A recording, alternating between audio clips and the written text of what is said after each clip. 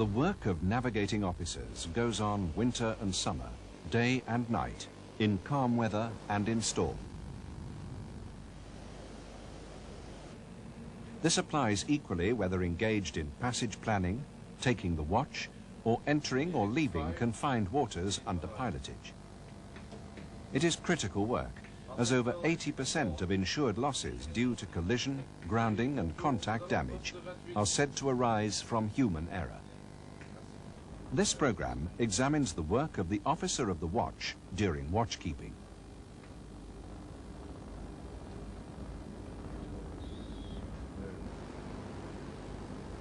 Any shipping casualty, whether it's by grounding, collision or fire, represents an enormous cost to the maritime community.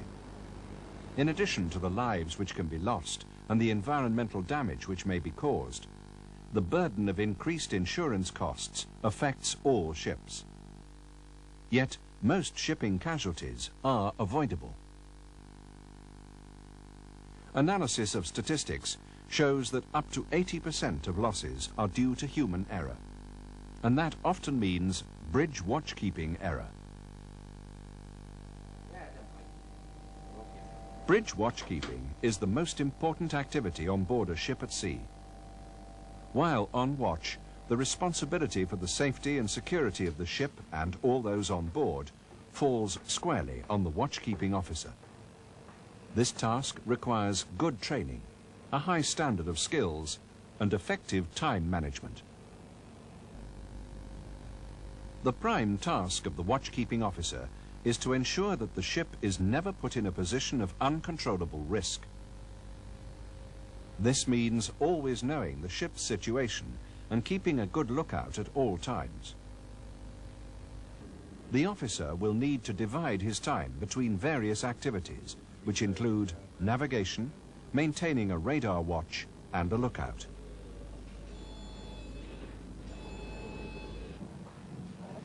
Manning levels on the bridge will depend on the type of passage and the type of ship. In busy coastal waters and in poor visibility, there will be a need for additional lookouts. The principle is that the requirements for safe navigation must come before all other operations on board. Every watchkeeper has known the moment when a routine watch has suddenly developed into a critical situation. To be able to respond effectively at that moment means having followed the correct procedures up until then. This starts by being fully prepared at the beginning of the voyage. Officers need to know the company's and the master's standing orders. They must also familiarize themselves with their ship. They need to know how to use the main engines and to understand the operational limitations of the ship's propulsion and steering systems. The right way to start a watch is to get up on the bridge early. Good evening. How is it, boss? Yeah. Any instructions, Captain? Yeah, Captain, if you would like to have a Once on the bridge, the incoming watchkeeper must check the master's night orders relating to the passage.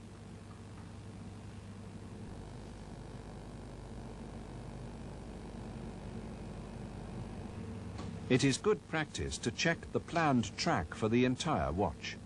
This will give an idea of what situations are likely to develop.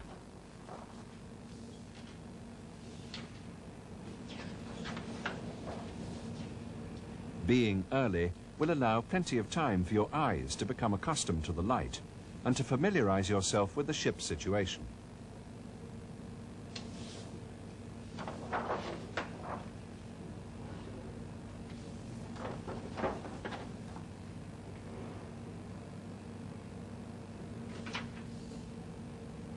Is any adverse weather forecast for the watch? During the handover, the officer needs to check that all the navigational equipment is functioning correctly.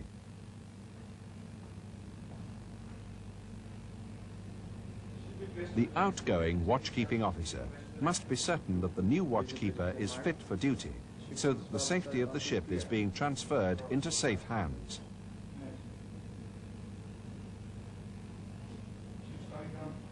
The new watchkeeper must not be under the influence of drink or drugs. More often, fatigue may be a concern. Did you look at the radar? Yes, sir, I did. I just checked the position.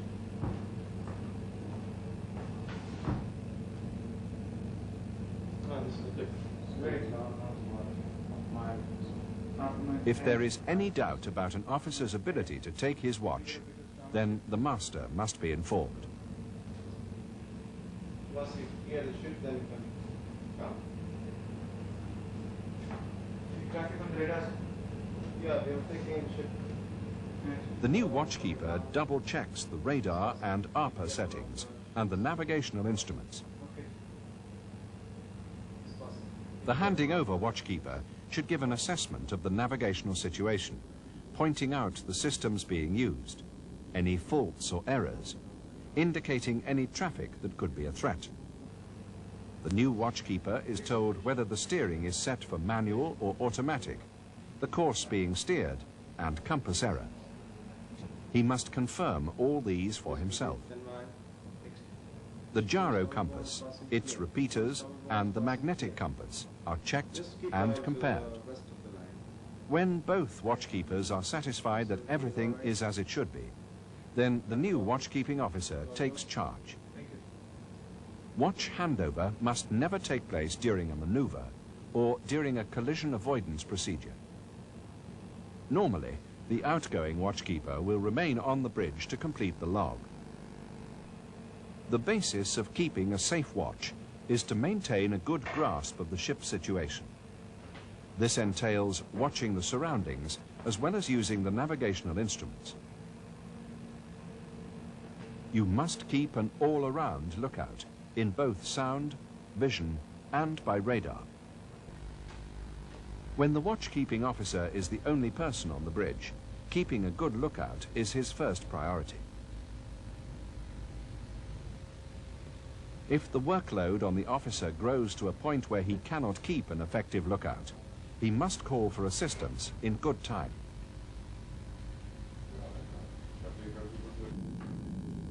Lookouts must be available at all times to be called to the bridge if required. Rather than leaving them to get on with the task, all lookouts should be properly briefed by the watchkeeping officer. Instructions should be given about what landmarks, lights and buoys to look out for, in addition to watching for other ships.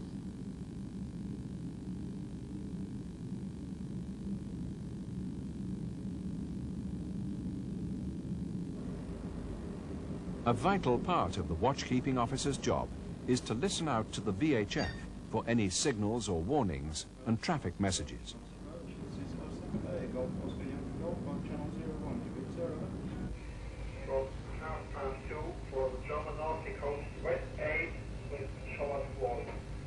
Please repeat. Berth number 2828. He must be aware of the movements and the compass bearings of all approaching ships.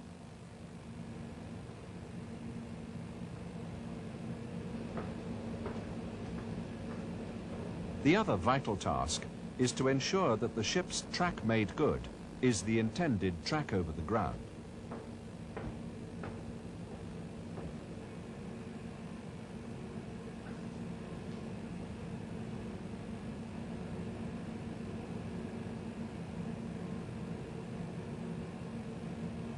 It's important to check that all steering alterations are put into effect and that they have the intended result.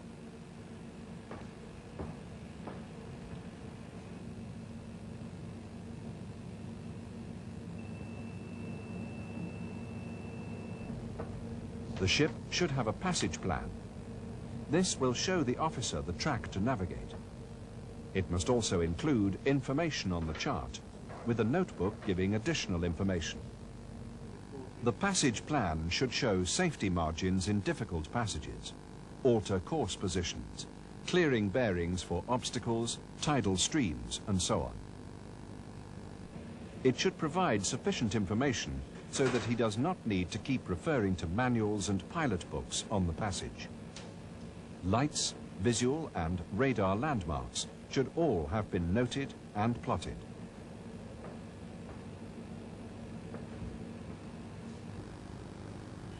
The main engines are at the disposal of the watchkeeping officer to navigate the ship.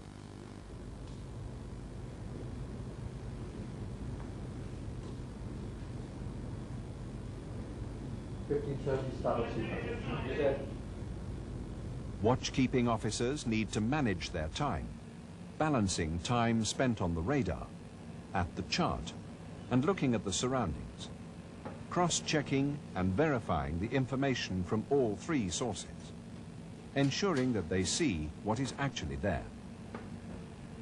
High on the list of priorities is the monitoring of other traffic.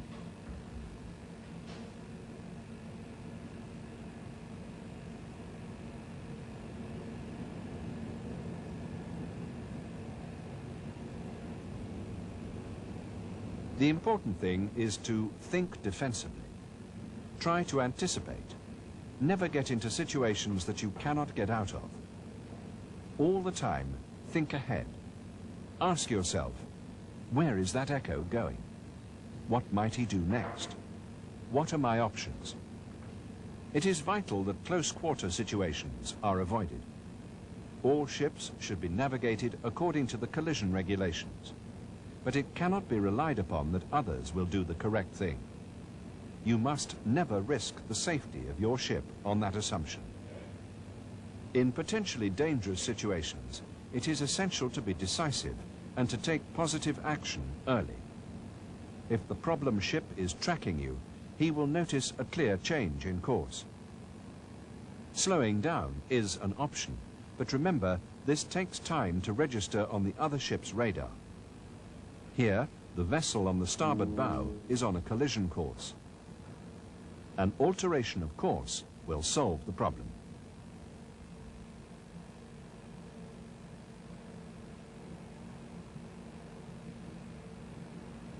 The officer checks that the alteration is taking place.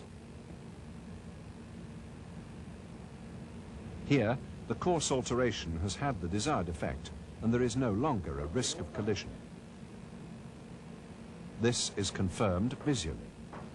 The changing bearing indicates that the danger is past. Whenever possible, make a visual check. Never rely entirely on electronics. Once the danger is past, the watchkeeping officer will bring the ship back onto the intended track.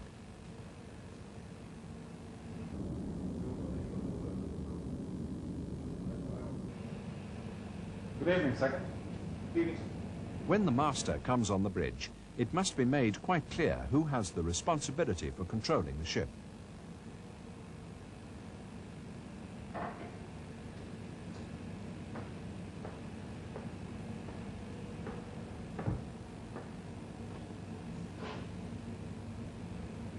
How can you experience in the set? No, sir. I altered course to starboard for a crossing vessel. I brought it back on the course. How's the traffic? Not much, sir. One vessel in the port was 3 points in the port bow. That's not going to be upper. Nice.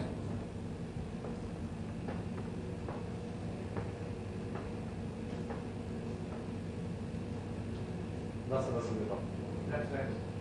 The watchkeeping officer will always maintain control of the ship unless specifically told otherwise by the master. Give me a call if you need something. Ah, yes.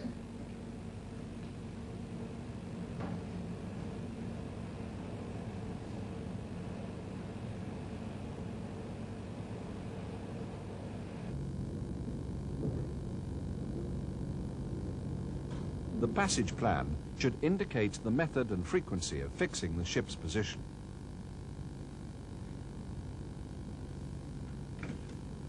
Offshore, this might mean once every few hours.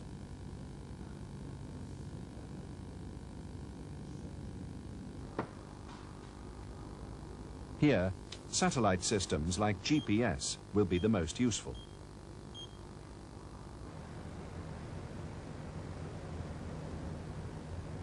It's worth occasionally taking a sun or star sight by sextant.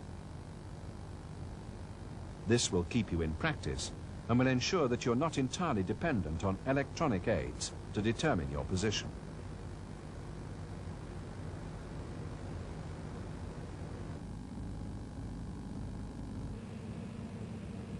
In coastal waters, where the position of the ship is more critical, more than one method of fixing must always be used to cross-check for accuracy.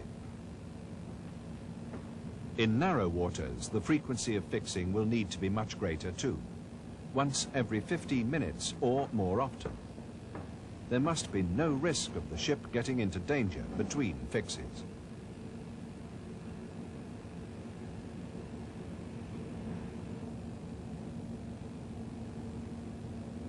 Parallel indexing is a very useful technique in coastal waters. The passage plan will indicate where it's to be used. The track of a radar conspicuous point is drawn on a relative motion ARPA or radar display. The offset of the track is the distance the ship needs to keep off the point.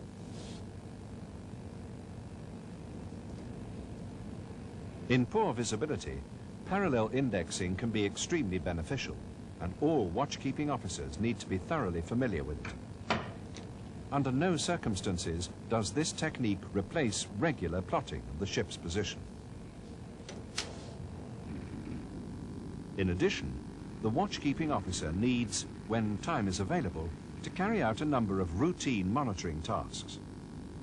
These must include checking the compass error and checking other navigational equipment for errors. Other items to watch could include fire alarms, watertight integrity monitoring equipment, ballast control apparatus, and telecommunication equipment. All these tasks need to be recorded in the log. This record will provide a useful check should there be any malfunction. It is essential that the watchkeeping officer remains aware of what is going on inside his ship.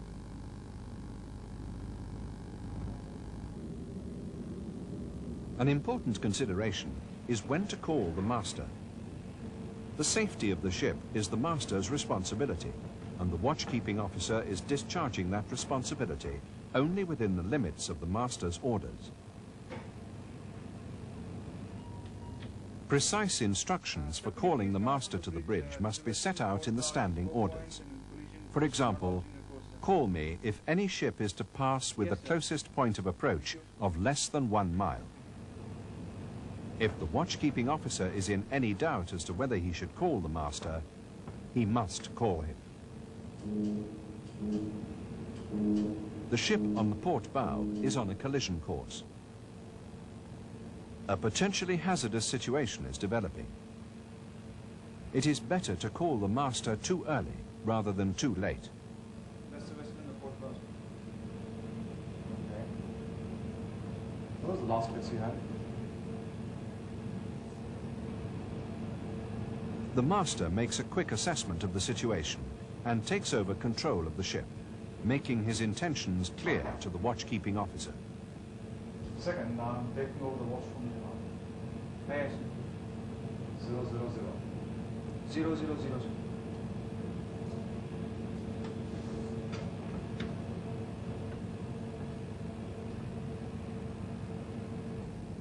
It's a good idea to record the time of such a handover in the ship's log. The master then takes appropriate action. Could you give one shot once, please? Yes. It may be appropriate to use the ship's whistle or other signal to indicate a change of course to nearby ships. It is always better to be defensive in your navigation, bearing in mind the possibility that the other ship may not do the correct thing. With the master having taken over control, the watchkeeping officer remains on the bridge to help him. Teamwork on the bridge is always important. In difficult traffic situations, it becomes vital. The officer of the watch gives the master his fullest support, not just simply doing what he's told, but double-checking things as well. Wheel on starboard 20s. Aye, aye. Ready to turn now 5 degrees. Watchkeepers should remember the words of a famous American admiral. East to 10. No officer, whatever his rank and experience, should flatter himself that he's immune to the inexplicable lapses of judgment, calculation, and memory, or slips of the tongue in giving orders, which have so often brought disaster to men of the highest reputation and ability.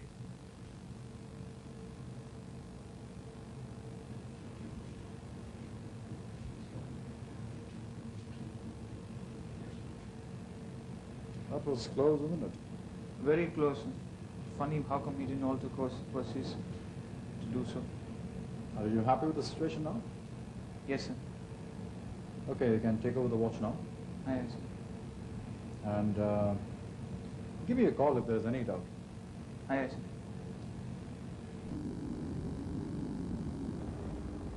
The watchkeeping officer must always stay alert and double-check everything he does. There is no more important task than watchkeeping. It involves the responsibility for the safety of the ship and everyone on board. The watchkeeping officer must always maintain an all-around lookout involving visual, radar, sound, and VHF. Know the ship's situation and how this relates to both fixed hazards and other ships in the vicinity. Ensure that the track made good is the intended track. Sir, could you Know please come when up to the call bridge, the master to the west bridge of the port bow, she's and 4 then points, call him she's not early. altering her course, sir. Routinely check the ship's navigational and other equipment. Based on good training and experience, each officer must learn how to manage his time on watch. There will be many demands on him, but he must always bear in mind that the safety of the ship comes before all else. Further information and advice on the subject of watchkeeping can be found in the Nautical Institute's publications, Bridge Team Management and Bridge Watchkeeping.